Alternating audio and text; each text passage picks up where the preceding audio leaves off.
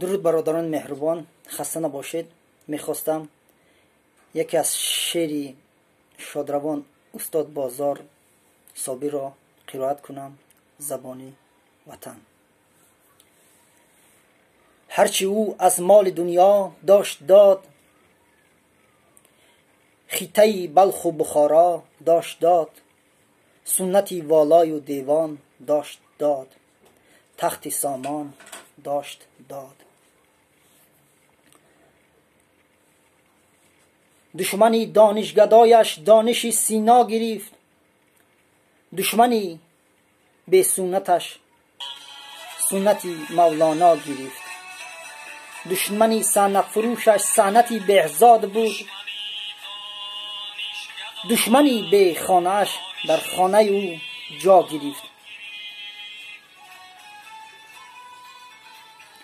داد او از دست گرزی رستم و سهراب را،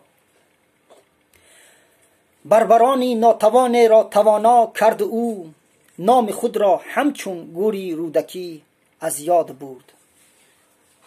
قاتلانی خویش را مشهور دنیا کرد او، قامتی کوتاه منقیت از مناری کله اهل خراسان شد بلند، پستی صحرای قیپچاق از بلندی بدخشان شد بلند. خلق تاجیک خلق ارمان، اشک در چشم چون یتیمان، در لبش خشم چون اسیران. خلق تاجیک خلق ارمان. از وطن تا بر کفن هر بود و نبوده کی بود، بر کفن طلب و وطن طلبنده ها بخشید و داد. دشمنی درویش خود را شاهدارا کرد و خود درویش شد، در میانی تنگ چشمانی که در چشمانشان سالهای تنگی را میدید او، گه در آتش گه در آب. ته به ته با سوختنهای مناری سغدیانش سوخت، با خرابی های در و دیوار افراسیابش کرد خراب. لیک لفظی مادریش همچنامی مادرش در زبان و در دهانش ماند، هر سخن با شیری مادر سخت شد در استخوانش ماند. خود به خود در گوشه خاک دیار از جدایی از غریبی او گریست و گریه ها را آبشاران یاد داد، لفظ کوهستانی بر باد و باران یاد داد.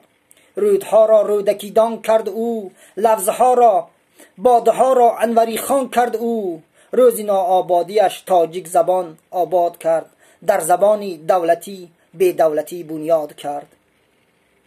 دولتی از حرفی وزنین، دولتی از شعری رنگین، از چنین شعری که هر یک مصرعش جویای از خون سربازان اوست، روضه نوری از آتش های زردشتان اوست.